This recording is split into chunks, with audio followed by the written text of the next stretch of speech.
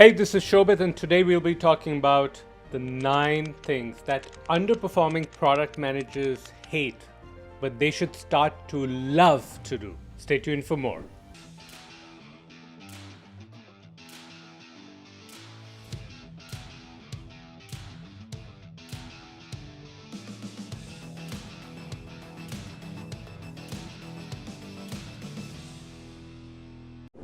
Confronting stakeholders. Most product managers that are not performing as true product managers, and often they're being left behind in their career, they're more order takers. They get some requirements from a stakeholder and they're like, cool, you tell me what to do, I'm gonna go get that done. It's really much more of a program and project management rather than product management. And they're not standing up for what's the actual needs of the customers. Keep in mind, customers, stakeholders, different things. Even if stakeholders have requested, asked for certain things, doesn't mean that's the right thing to be built. If you really hate confronting stakeholders, probably you're looking at it the wrong way, where you're looking at it as if, hey, they want something and I'm not able to give them that. And so that's not a good thing. That's not a good reflection on me. Oh, actually, that's your job. Pleasing people is not your job. So forget about that. The goal is not to please people. The goal is to understand what your customers truly need and how can you deliver it in a way such that it delivers business value.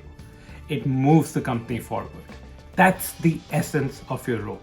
So if you hate confronting stakeholders, that's something you need to start to love. The next thing underperforming product managers hate is presenting to large audiences. So many times when I've spoken to people, they've told me, hey Shobhit, I'm totally fine when I'm speaking to someone one-on-one, maybe even a small group. But the moment it starts to be like all these people, maybe 5, maybe 10, more senior stakeholders, I freeze. I don't know how to answer questions I know the answer to. I'm afraid that somebody might ask me something that just that I might not know the answer to. What do I do there, Shobhit? Last time I signed up to present was like so long ago. In fact, my manager gave me the opportunity to present and I felt I wasn't ready. So I declined. That's the right thing to do. I want to be ready. Let me be honest. You will never be truly ready. You gotta go out and just do this. When you're a high-performing product manager, you know that no matter what, you can hold your own. Even if you don't know everything, you're able to present things in such a way such that you build confidence. You make sure the audience builds confidence in you and your ability to figure things out, even if you don't have all the answers now, which means you're okay with going and presenting to them, because even if you didn't know everything, you didn't have everything answered, cool. You have a plan, you know exactly how to do, you have the calm, the confidence to go and showcase that you can get the answers pretty quickly. And so those are the kind of product managers that stakeholders, executives look at and say, hey, I see this person as a leader. I see this person as someone who can be handed off the next strategic initiative. And so that's what I'm gonna do. And so underperforming product managers hate presenting because it puts them under a microscope.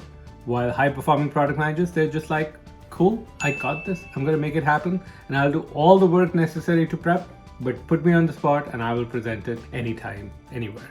The next thing, very important, having a clear sense of what you need to do to get that next promotion. This is one of the most common things that I come across, where a product manager is saying, hey, so my review is coming up. What should I discuss with my manager about my promotion? I say, well, obviously, you have a plan from before. You've spoken to your manager about how am I performing at this level? What do I need to prove, demonstrate? Who do I need to convince to get to the next level? And now you're just updating them on the plan and making sure you have their buy-in. Simple. And I say it that way because what I know what I'm going to hear is, oh no, we haven't spoken about the promotion before. The review is coming up, so now it's time for us to talk about promotion. Eek. That's not how things work. And most of the time, people are avoiding that not because they don't know that it's the right thing to do, It's because of fear. They're afraid of what they're gonna hear, what their manager will tell them as the reality of how they perceive your performance. And the other thing is that then it feels like you're asking for that promotion rather than just being given the promotion because of good, high quality work. So let me be blunt and honest. I've seen people who have worked for a company for 10 years, 15 years, and never got promoted. And all it took for them to get promoted was to ask for the promotion. They had done all the work, now they just needed to ask for it. But the company had not given them the promotion because they never asked. They never figured out what the gaps were. Also, I've seen people on the other delusional side where it's time for the review and they come and say, cool, hey, you're gonna promote me, right? And that topic has never come up before. Underperforming product managers don't have a clear sense of exactly what they need to get promoted, while product managers who move to the next level have a very clear sense. They have that buy-in, and the review is just a matter of going through the motions, aligning things right so that they move on to the next level. A related thing is that underperforming product managers hate to do is seeking feedback. This is one of the most common conversations. Okay, what feedback have you gotten since you've been, at this company for 2 years? It's like, oh no, first year, my review cycle, it was still early, so not much feedback. And so now I'm waiting for the next review cycle. Waiting for the next review cycle to get feedback is one of the worst things you can do for your career. Because it's like you're operating, you're moving towards certain target, but you have nothing to tell you where the target is, what speed you're moving at, how much fuel left in the tank or charge left in your electric vehicle or plane or whatever. None of those things are clear. And so you're just moving blindly towards the target. And again, this is one of those things where two things happen. Number one, you haven't gotten enough feedback because you never asked for it. You assumed your manager will go and give you feedback, that other people will go give you feedback. And the second thing is because you didn't ask for it in the right way. So they are very specific approaches that we cover in Product Leader Blueprint, which is one of the core programs I work with product managers on, where we go and ask for feedback and make feedback a habit, a loop, so that you can quickly understand where things need to be adjusted and keep adjusting so that every week you are getting better. And over the course of the next year, because you're getting better, even 10% every week, you'll be so much better as a product manager as compared to somebody who never sought feedback and never really knew what to do with it. So seeking feedback is one of those habits that underperforming product managers just don't have, and they avoid it like the plague. Next thing is speaking up. You have to speak up. Especially if you are here in the US, you're in these large meetings, there's just no way you're gonna get recognized without somebody who speaks up. Very important. You don't need to be the most talkative person. You don't need to be the loudest voice, but you're the one who needs to be heard.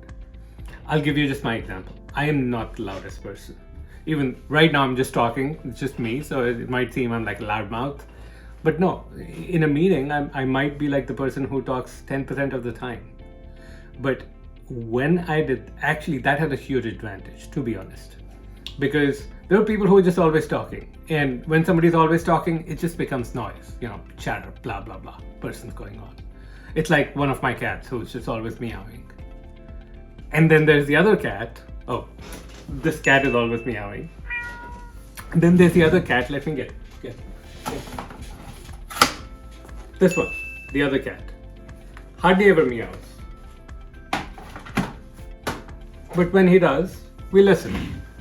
And you gotta be that person who maybe not meows all the time, maybe just sometimes, but when you do, people pay attention. You speak with the right voice, confidence, clarity. But if you don't speak up at all, you're gonna be that invisible PM that nobody knew what they're doing, what's happened. I mean, I've had people I've worked with where I spoke to like a very influential stakeholder and I'm like, hey, so what do you think of this person? They're up for promotion. And they were like, who's that person? Am I supposed to know them? And they really should have. So your visibility is directly proportional to how much you speak. And so it's very, very important that you actually start to speak up. And you can speak up by talking about your work, about other people's work. There's just tons of ways, but you have to make yourself visible. Next thing, pushing back on customers. This might seem counterintuitive because, hey, aren't we supposed to give customers what they want? No, you're not supposed to give customers what they want. You're supposed to give customers what they need. Most of the time when a customer request comes in, it's stated in the form of a solution. Hey, I need this feature. And you as a product manager, your job is to understand what's the true problem. Is it a big problem? Is it worth solving? Is it best suited for your product to solve? And does it benefit your company? All these things need to be true. If any of these is not true, you're the one who should be able to tell this customer, look, I understand this, but we're not going to build that feature. We might solve your problem this way, or here's how I suggest you go solve it.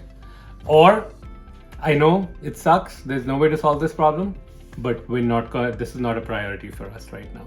If you don't have that sense of confidence, saying that to a customer, especially one who's considered vital or important or strategic, it's just going to be not going to happen. So you're the product manager. That's part of your job, is to deliver this new honestly. And by the way, none of this bullshit that product managers have that, it's on the roadmap. We're going to put it on the roadmap. That sort of crap, unless you really mean to put it on the roadmap, is just not something I recommend. Be honest with customers and they'll be honest with you. They'll become your advocates and that will help you in your career. That will help you have more satisfaction. You got to be totally honest with your customers. The next thing is to venture outside their comfort zone into strategic, hazy topics, right? Like, what should be the strategy or what should be a 5-year vision for the product? What should be the strategy of the entire group, even beyond your product, or bringing up unsurfaced, unexplored opportunities and figuring those out? Like, those things, they never get assigned to you. You never get told, hey, go do that. Well, actually you might sometimes. Like, I was put in charge of many of those hazy things, but often you need to bring those up. You need to ask for them. You need to be not necessarily the person who has all the ideas, but somebody who can take the seed of an idea expressed by somebody else, sometimes by you, explore it and make the case for why it makes sense or why it does not make sense to do that right now, how to address it, what to do next. Those are just like completely hazy topics that if you look at underperforming PMs or PMs who just don't get to that next level, they want to stay in their lane. They want to be process oriented, drive certain things, but not venture outside. You have to always be lookout for the opportunities. And look, one of the things we coach about is you should always look at your portfolio of things. What am I focused on right now? Is that the most important thing? Is there something else that's more important? And if there is something else more important, what should I drop from my portfolio? That's just a constant conversation, let's say monthly or weekly or monthly or quarterly. You should analyze for yourself and you should analyze with your manager. Does it still make sense for me to be doing this? Should I go focus that right now and make the case for it? Number 8, to cut funding to underperforming initiatives. Holy cow. Where you're literally saying, I know we worked on this, we're going to kill this. We're not going to proceed further. So let me tell you an example. So there was a team I joined at Google and they were doing 6 different things. And when I joined, my mind was blown. I'm like, hey, this team of 7 is doing 6 different things? What the bloody hell is going on? So I came in and I literally cut 4 out of those 6 things and everybody on the team was so happy. Now, I didn't come in and I just said, cool, we're doing 6 things, we're gonna cut these 4. I was very tactful about it. I went and built an understanding of which one of those were relevant. I did customer research. but also I spoke with different members of the team individually. And the team was suffering from, I think it's called Abilene paradox, where everybody's is going towards a destination called Abilene, and they're all going there because they think other people want to go there, but they never confronted and figured out where do other people really want to go. So in my one-on-one conversations, it became clear that many of those initiatives had zero supporters. But because people thought that other people supported it and they would be upset if we cut it, they just continued. So I did all these things where I refocused the team, got them super productive, them doing like just the few things that really mattered, and it helped the team do so well. Now, most of the time, product managers don't do this because what they think is that by doing that, they're reducing scope. And by reducing scope, the chances of getting promotion are actually going to be lower. But nothing could be further from the truth. By cutting scope, very often you sharpen your focus, you do one thing really, really well, you get outcomes. You don't just launch products, but you land them, which means you get the ultimate business outcome. And that is what moves your career forward. So cutting things, one of the things underperforming PMs hate to do. And last but not least, the last thing is to ask for promotion, growth, and opportunities. Look, I understand that you want your manager to take this key role in your career, where you want them to be looking out for you, be figuring out what all the right kinds of opportunities for you. But frankly speaking, they have their own life. They don't have their shit together all the time. They have other people to worry about. They have their own scope to worry about. So I love, I've always loved PMs who worked for me, who would ask for the next big thing. And as long as I had confidence that they themselves were performing well, I could be like, cool, please take it on. I would love it. And in fact, I know you want to take that on, but I have another thing which I think might be even more valuable. What do you think about that? And they were like, cool. And the same pattern applied to me. So asking for promotions, asking for growth, asking for opportunities, asking for ways to broaden your influence and your impact in the organization. Another thing, if you want to be a high performer, you should be ready to ask. Now, look, if you watch this video till now, it totally makes sense that you book a call with us, because clearly you're interested in improving your impact, your satisfaction, and probably your income. And if you've been learning from these things, you just can't imagine how much you can learn and grow working with us.